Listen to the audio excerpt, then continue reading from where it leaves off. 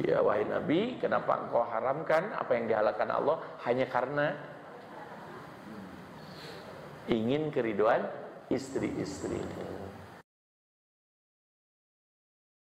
Ya, bahwa dia ingin pilihan suaranya, tapi kemudian ketika suaranya dapat gitu ya, dia jadi sistem ayat kursi gitu ya. Ketika ayatnya sudah disampaikan gitu ya, ketika udah ke kursi ayatnya lupa. Ya kan? Jadi tinggal kursi. Ya, nah ini manusia, Pak. Ini manusia begitu. Saya juga mungkin belum kuat, Pak. Kenapa saya kuat? Dari godaan jabatan dan uang, karena belum ada yang nawarin. Ya. Duka kalau guys ditawaran, iya, siapapun Pak, jangan mencoba, dasar siapa koruptor, dasar. Ya Allah, ampunilah dia dan keluarganya, ya Allah, tapi dia memang udah jahat. Mudah-mudahan dia bisa mengambil pelajaran, ya Allah. Jangan kita merasa sok-sokan, jagoan gitu ya. Abdi mah ahli masjid, di masjid nak duitan gitu. Coba kalau yang iya maksudnya bukan duitan gimana, duitnya mungkin nggak banyak, tapi ketika kita ditawarin banyak gitu, maka siapapun akan tergiur gitu ya. Nah itu kalau seandainya menipu, tentu saja dosanya besar di sisi Allah Subhanahu Wa Taala. Ya. Tapi juga yang ketiga, kita itu sering menyalahkan pemimpin, padahal pemimpin itu bergantung rakyatnya. Ini yang paling luar biasa. Kita banyak menyalahkan yang kita pilih, tapi ketika dipilih gak benar, akhirnya dia yang disalahkan. Nah inilah kemudian pentingnya kita mendukung, menyokong orang-orang yang tepat. Ya, bismillahan, istiqorohan, dan kita juga semuanya berdoa ya, biar Allah memberikan pemimpin yang terbaik untuk kita ya.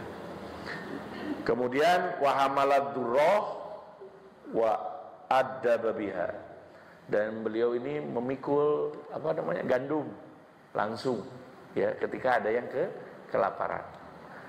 Wa fatahal futuh, beliau juga memenangkan berbagai peperangan, termasuk ketika membuka Yerusalem. Bahkan ini yang luar biasa Pak, ketika membuka Yerusalem itu uskup agungnya langsung memberikan kunci Yerusalem itu kepada siapa? Kepada Umar bin Khattab, tanpa ada darah.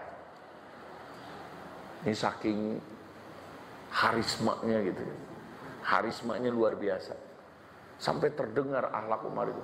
Dan mereka itu saya ngebayangin itu ketika baca hadis dan sirahnya, itu pakai jubah-jubah yang luar biasa. Si uskupnya itu marah rewah gitu. Datang Umar pakai pakaian sederhana, kudanya juga kuda letik gitu ya, kuda yang kecil gitu, yang ini gitu. Sederhana artinya gitu. Ya, sederhana beliau ini. Bukan berarti gak kaya, beliau kaya raya. Tapi hidupnya sederhana. Ini sampai gak tahu mungkin yang Umar itu yang mana gitu loh. Karena sama aja dengan para jurid yang lain. Nah ini yang luar biasa Pak. Ya kan? Nah itu. Nah bapak boga, bapak punya, bapak bisa mewah, tapi gak mewah. Ini keren. Ya. Bapak gak punya, kemudian pengen mewah. Dia kudu didegungkeun kan gitu. Tapi kan kang nganyuk ngutang misalkan. Nah ini yang salah. Kemudian wa wada'al kharraj, beliau juga menciptakan sistem perpajakan ya.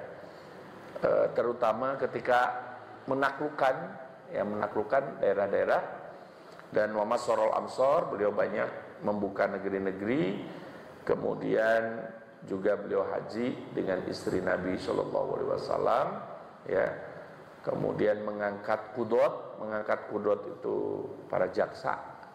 Jadi ada modern zaman Umar ini. Wa dawanad diwan, dan kemudian menyusun dewan-dewan, termasuk apa? Ada pada zaman Umar itu namanya Diwanul Hisbah. Dewan Hisbah. Dewan Hisbah itu apa? Ahli periksa pasar, Pak. Jadi lamun urang mah ayeuna mungkin Satpol PP lah. Ya, Satpol PP ada. Jadi pemeriksa ini mah tukang mariksa sembako, mariksa makanan di pasar, Pak.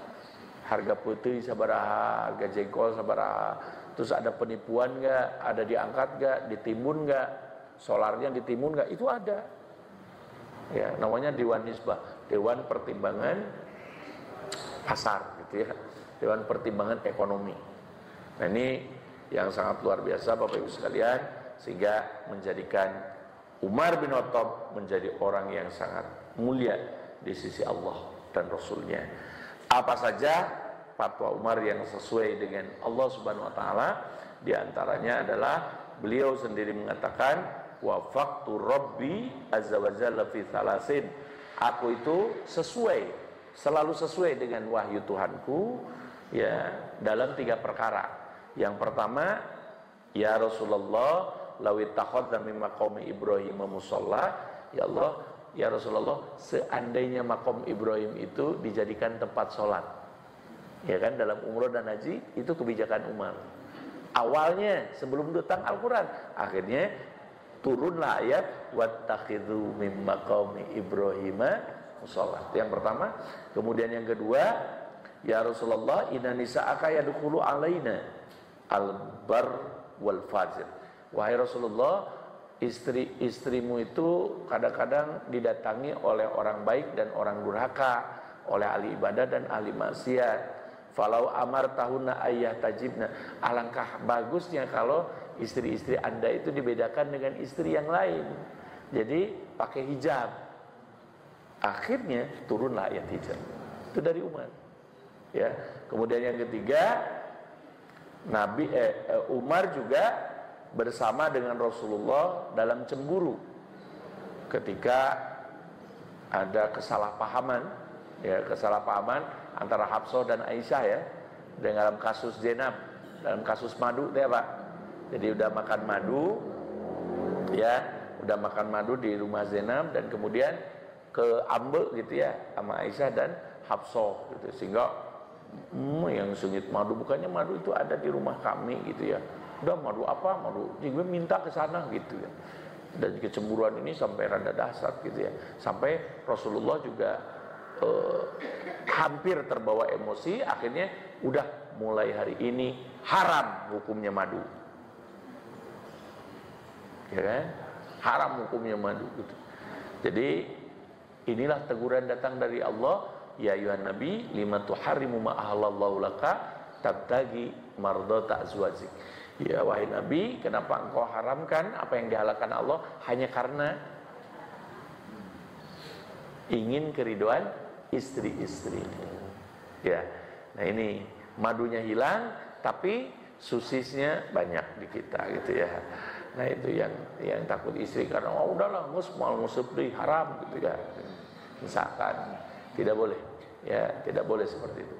Nah kemudian yang terakhir, banyak ya yang tidak disebutkan.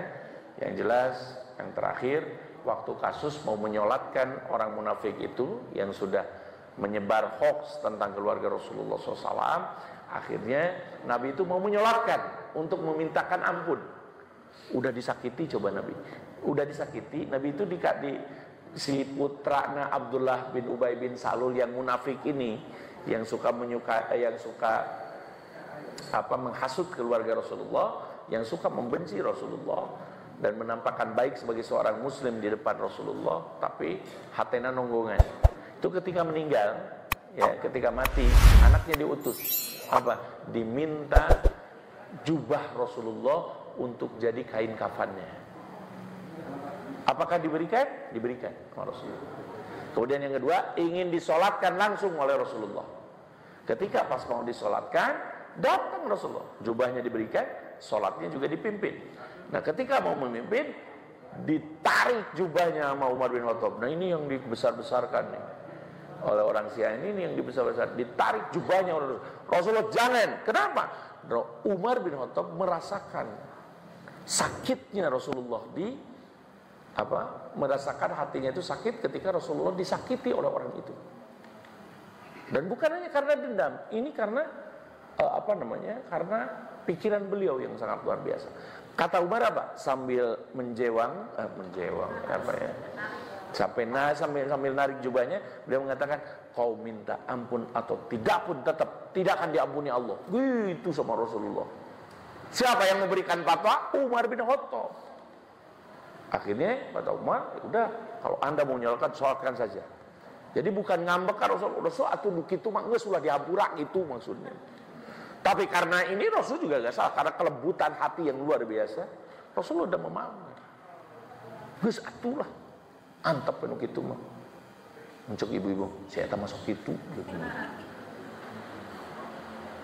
Ternyata turun surah Al-Munafikun ayat 6, sawaun alaihim astaghfarta lahum aw lam tastaghfir lahum.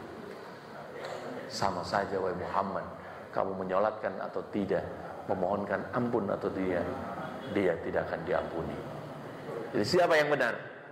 Umar bin Khattab radhiyallahu anhu. Jadi bukan mendustakan Rasulullah, karena Rasulullah itu terlalu baik gitu.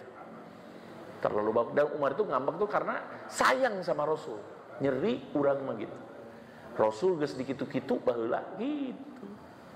Ya, jadi bukan karena membangkang, ini mah orang siang dikembangkan, ini karena Umar membangkang ngerasa gimana sama Rasul. Tidak. Kalau dibaca dengan ilmu dan ini mah. Nah, ini kalau dibaca di orang awam mah gampang dibulak-balik faktanya. Makanya disinilah kita perlunya ngaji dengan benar. Dan selanjutnya tentang ibadahnya, tentang akhlaknya, mudah-mudahan bisa disampaikan setelah pesan-pesan selama minggu ini. Ya, jadi insyaallah kalau membahas orang baik itu selalu asik karena meneguhkan kepercayaan, menguatkan keyakinan, serta memberikan pencerahan. Mudah-mudahan Bapak Ibu semuanya sehat walafiat, ya, diberikan kekuatan untuk meneladani para pemimpin umat yang soleh, para sahabat yang diridhoi Allah, dan juga orang-orang baik yang senantiasa diutus ke tempat kita untuk bareng-bareng dengan kita agar kita ke surga nanti bersama. Itu saja yang saya sampaikan, mudah-mudahan bermanfaat, bisa meningkatkan keimanan dan juga ketakwaan kita kepada Allah Subhanahu wa taala. Rabbana hab lana min azwajina wa dzurriyyatina qurrata a'yun waj'alna lil muttaqina imama. Rabbana atina fid dunya hasanah wa fil akhirati hasanah wa qina azabannar. Aqulu qouli hadza wa astaghfirullah li wa lakum. Assalamualaikum warahmatullahi wabarakatuh.